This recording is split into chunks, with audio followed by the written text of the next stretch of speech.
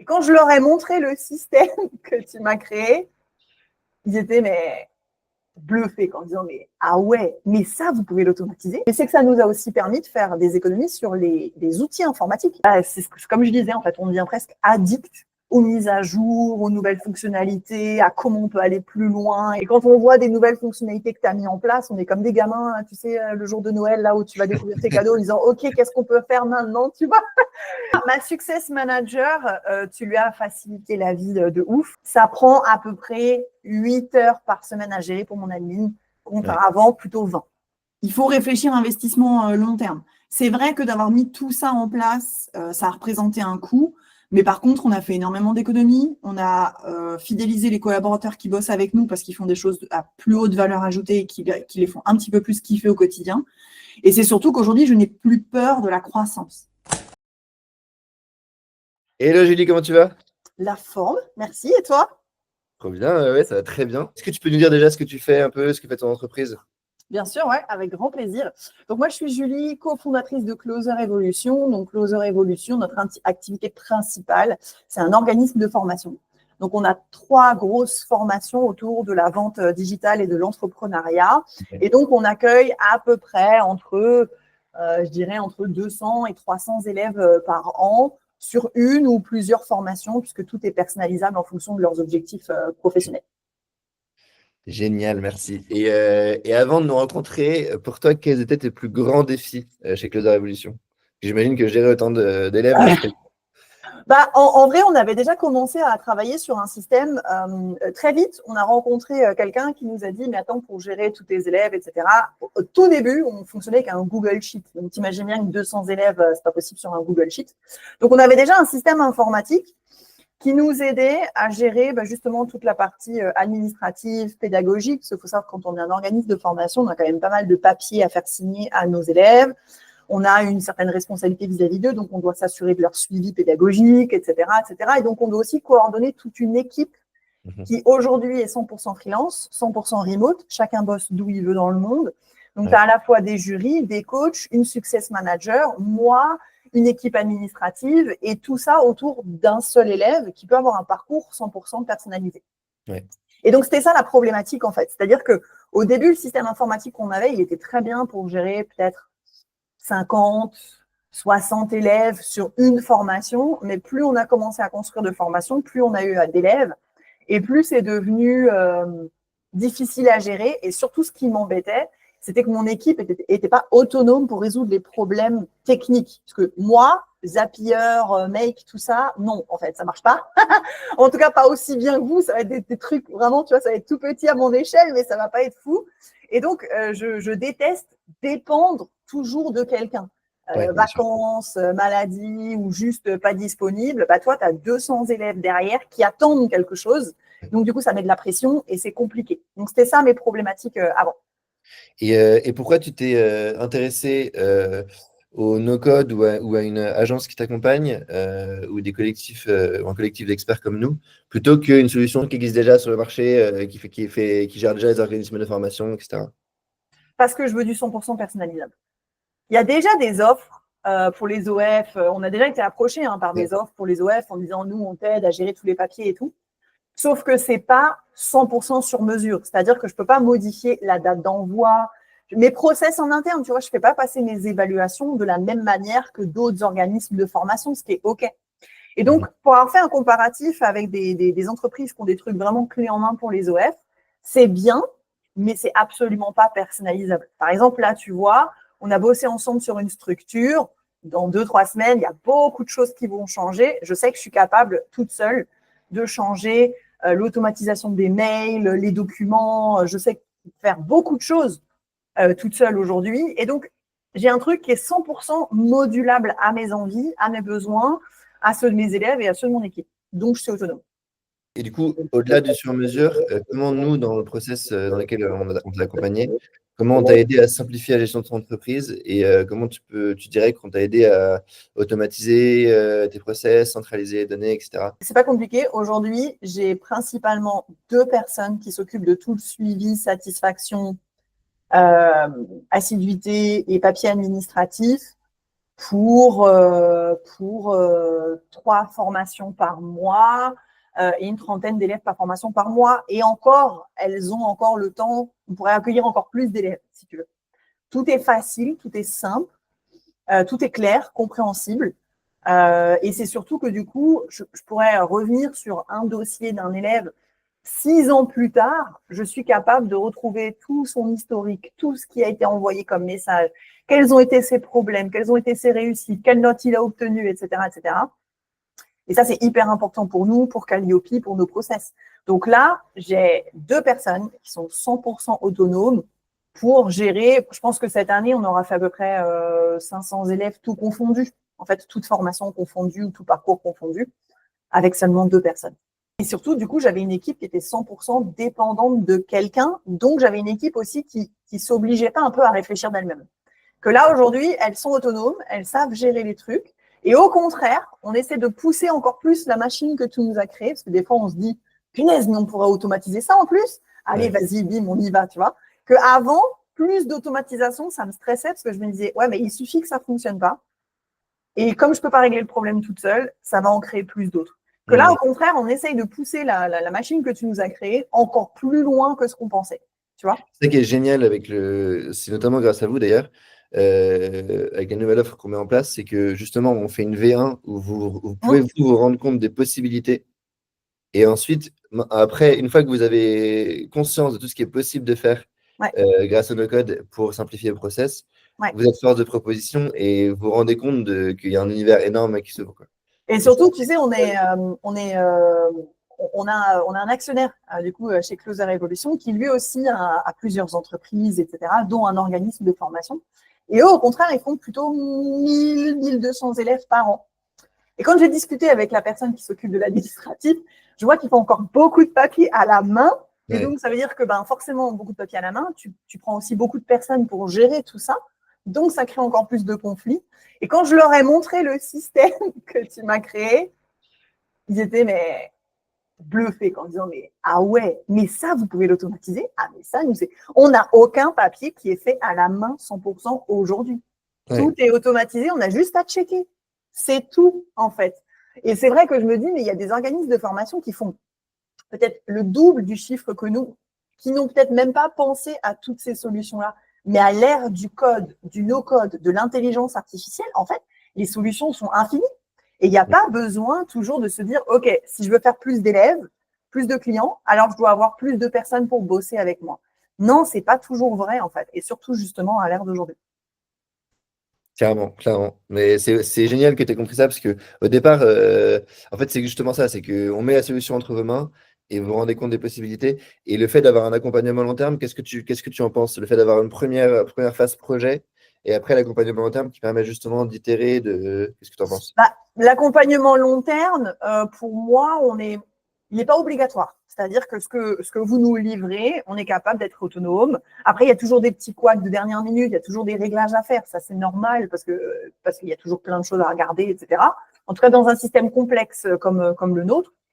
Mais c'est qu'en fait, je trouve que dans l'accompagnement long terme, c'est comme ce que je disais tout à l'heure. C'est qu'en fait, tu te dis, tu ouvres ton champ des cerveaux à toutes les possibilités que tu as, et là, tu crées encore plus une machine de guerre. C'est-à-dire qu'on te livre un truc nickel chrome, mais là, tu crées une machine de guerre. On te dit, ah, attends, tiens, on peut créer. Là, c'est-à-dire que, tu vois, je me dis, on pourrait très bien se diversifier avec de nouveaux avatars, créer de nouvelles formations.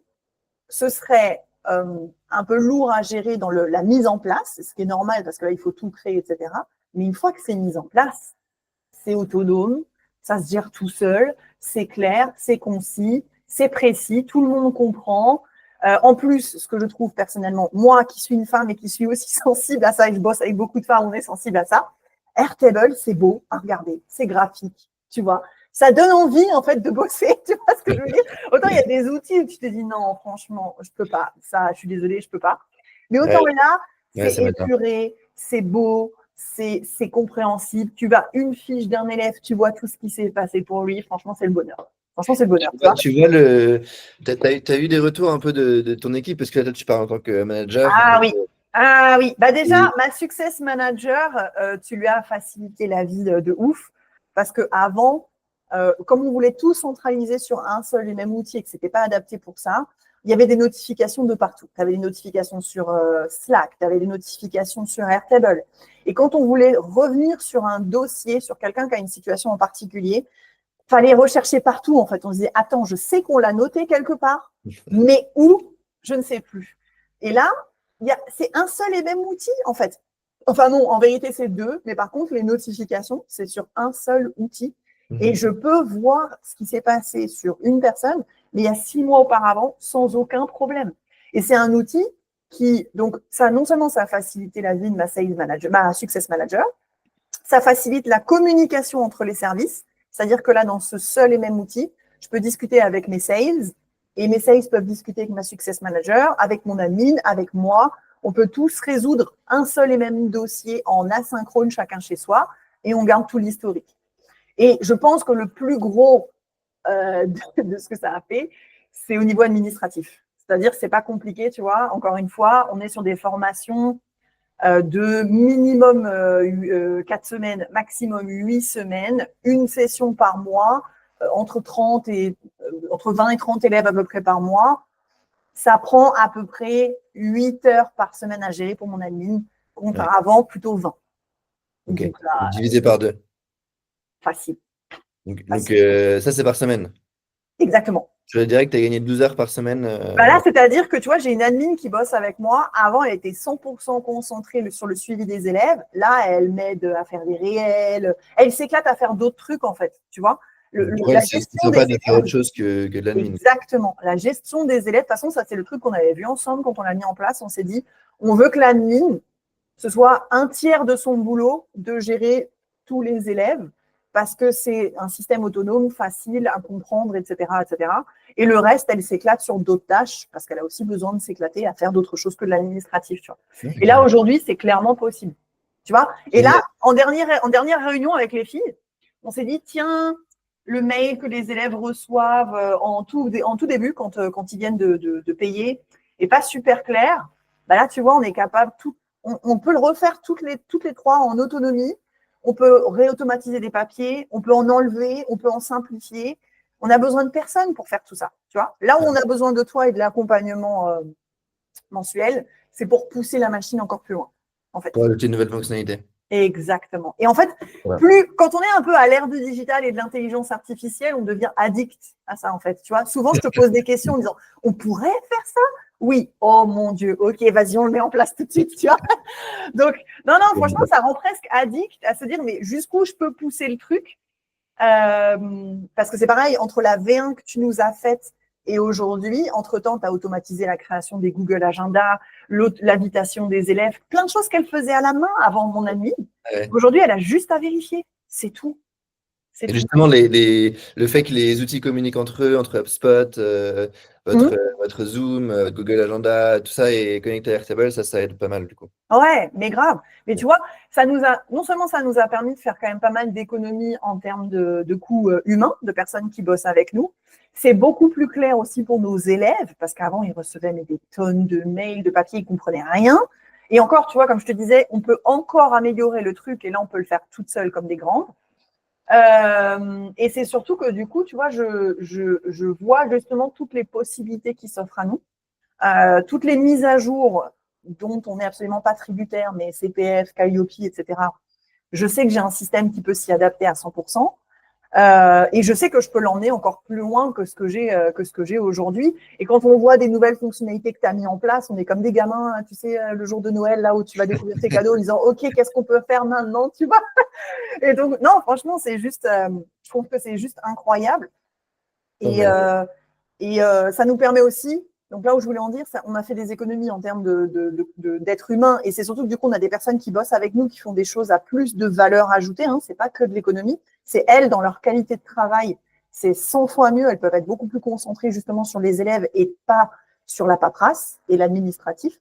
Mais c'est que ça nous a aussi permis de faire des économies sur les outils informatiques. Avant, on en utilisait beaucoup, qui nous coûtaient cher. Maintenant, on en utilise moins, qui en plus nous coûtent moins cher. Et quand je te dis, tiens, Louis, est-ce qu'on pourrait enlever tel outil et passer à tel outil, parce que je sais que moi, ça nous ferait des économies, ben, on réfléchit ensemble, bim, bam, bam, oui, c'est possible, let's go, on le met en place et on refait des économies, tu vois. parce qu'on est en train de dépoussiérer un système qu'on avait mis en place il y a plus de 4 ans maintenant, qui était très bien pour 20 élèves par-ci, par-là. Ouais. Maintenant qu'on grandit, il faut repenser les choses. Et encore une fois, à l'ère de l'intelligence artificielle, tu as plein d'outils dont ce serait un peu bête de se passer. Ouais, clairement. Et le fait de faire ça sur le long terme, ça permet de lisser aussi, de Ouais. avoir toutes les bonnes idées en première phase, Ouais. et ça vient petit à petit, quoi. Après, si vous êtes comme nous, on est toujours frustrés, en fait. On voudrait que Louis il bosse avec nous du lundi au vendredi de 9h à 19h. Mais effectivement, en fait, on est 2 co-gérants dans cette entreprise, donc je pense que ça aide. Chacun a ses idées. Donc, généralement, les to-do list de Louis sont quand même pas mal chargées, quoi. Donc, après, c'est juste une question de priorité en disant, OK, quelle fonctionnalité on a besoin de débloquer maintenant? Laquelle peut attendre? Tant pis, c'est pas grave, on l'a fait un peu attendre, en fait. Mais par contre, une fois qu'on a ce genre de système en place, et qu'on a une vision de croissance pour notre boîte, hein, parce qu'on pourrait très bien se dire, OK, on continue comme ça sur les 10 prochaines années, mais on a une envie de croissance, bah, c'est comme je disais, en fait, on devient presque addict aux mises à jour, aux nouvelles fonctionnalités, à comment on peut aller plus loin et tout. Franchement, ça devient une addiction, quoi. Et moi, ça me fait plaisir quand j'ai des clients qui utilisent aussi bien ce qu'on construit et qui ont envie d'aller plus loin. C'est génial. Et si tu devais résumer un peu l'impact, bon, tu l'as abordé, mais pourquoi Voilà Partners, selon toi, a été plus impactante et en termes de retour sur investissement, en termes d'accompagnement, en termes de, je sais pas moi, de réactivité, de proximité, est-ce que tu dirais que par rapport à d'autres prestats, ouais. ou collectifs que tu as connus Bah, jusque-là, je connaissais des gens qui maîtrisaient le no-code, mais qui ne maîtrisaient pas le code. Et en fait, je pense, après ça, c'est des trucs que moi, c'est pas mon délire, en fait, mais quand tu maîtrises le code et le no-code, j'ai l'impression que les possibilités sont infinies, en fait. Tu vois ce que je veux dire? Vous avez mis en place un système assez complexe, assez lourd, en 15 jours, je crois, quelque chose comme ça. Quand tu m'as dit les délais, j'ai dit no way, jamais ils respectent ce truc, c'est pas possible. Bah si, en fait. C'est-à-dire qu'on a eu un tout nouveau CRM avec toutes les fonctionnalités. Et vraiment, je sais que c'est difficile à s'imaginer, mais quand je dis toutes les fonctionnalités, chez nous, il doit y en avoir peut-être genre 50 par formation. Entre les moments où on envoie des mails, les moments où on envoie des documents à signer, les moments où on a des relances, les moments où c'est les coachs qui doivent remplir ça, le jury qui doit remplir ça, les rattrapages. C'est assez énorme chez nous. Tout a été mis en place en 15 jours. Et je pense que vraiment, le game changer, c'est quelqu'un qui maîtrise le code et le no-code. Juste le no-code, c'est bien, mais je pense que c'est un peu limité. Okay. Pour aller aussi loin dans la réflexion, en fait. Tu vois, et en termes donc ça, c'est en termes d'expertise. Ouais. Est-ce que tu as l'impression qu'on comprenait les objectifs business comme il fallait pour adapter la technologie à vos besoins? Ah, clairement. Ce qui est compliqué, quand on a des choses qui sont plus difficiles à mettre en place, c'est en fait quand on n'en discute pas avec vous avant. On fait notre truc en disant, bah, c'est bon, ça, Louis, il va pouvoir le régler. Et après, il y a quand même certaines choses informatiques qui sont plus compliquées à mettre en place, plus lourdes, etc. Tu vois. Alors qu'en fait, c'est vrai que quand on a un système comme on a aujourd'hui, il vaudrait mieux réfléchir en disant, OK, là, on veut créer un nouveau truc. Comment on fait pour que ça s'implémente bien dans le système que tu nous as créé? Et en fait, il faut le co-créer avec vous. Ouais. Parce que si on fait des trucs que de notre côté et qu'après on se dit, ah Louis, tiens, on a essayé mais ça ne marche pas, on perd plus de temps que prévu, tu vois. Donc, c'est juste qu'en fait, maintenant, il faut réfléchir en mode globalité et de voir à quel point c'est implémentable dans le système que tu nous as créé avec nous, nos connaissances qui n'ont rien à voir avec le code et le no-code, tu vois. Donc, maintenant, bosser avec quelqu'un qui le maîtrise aussi. Et qui nous guide en disant ça c'est possible, mais ou ça c'est pas possible. Tu vois, en sachant que généralement le ça c'est pas possible, vous nous le dites pas souvent, voire quasiment jamais. C'est plutôt ça c'est possible, mais attention. Mais attention. C'est vrai, c'est vrai. Un truc que tu voulais dire en particulier, tu penses qu'on a tout à fait... Non, je pense que en fait à l'ère du code, du no code. De l'intelligence artificielle et tout ça, je pense qu'aujourd'hui, il faut réfléchir à investissement long terme. C'est vrai que d'avoir mis tout ça en place, ça a représenté un coût, mais par contre, on a fait énormément d'économies, on a fidélisé les collaborateurs qui bossent avec nous parce qu'ils font des choses à plus haute valeur ajoutée et qui les font un petit peu plus kiffer au quotidien. Et c'est surtout qu'aujourd'hui, je n'ai plus peur de la croissance. Et ça, je pense que c'est hyper important parce qu'un entrepreneur qui a peur de la croissance, c'est un entrepreneur qui va tout faire pour freiner justement la croissance. Et je pense qu'il n'y a rien de pire qu'au contraire, quand tu sais que tu as un système fiable et que tu as aussi des gens fiables qui bossent avec toi, ça reste juste une question d'investissement à mettre en place. Mais tu sais qu'à un moment donné, tu vas avoir le retour sur investissement et justement, tu n'as plus peur de grandir, tu n'as plus peur de grossir, tu n'as plus peur d'aller chercher d'autres avatars, d'autres formations, etc. Et ça, c'est quand même important, je trouve, pour la santé mentale de l'entrepreneur de se dire, quand même, je sais que là, tout ce que j'ai en tête, en tout cas une grosse partie de ce que j'ai en tête, est réalisable. Et je sais qu'on peut grandir sans que derrière, je mette mon équipe en burn-out ou en PLS, tu vois. Et ça, c'est vraiment, je trouve, important, surtout à l'ère d'aujourd'hui. Ok. Tu recommanderais ça à d'autres entrepreneurs, PME? Bah, c'est déjà fait. C'est déjà fait. Maintenant, je n'attends plus qu'ils te contactent. Mais en tout cas, c'est déjà fait. Merci beaucoup, Julie. Merci à toi. Et bonne journée. Ciao. À bientôt. Ciao, ciao.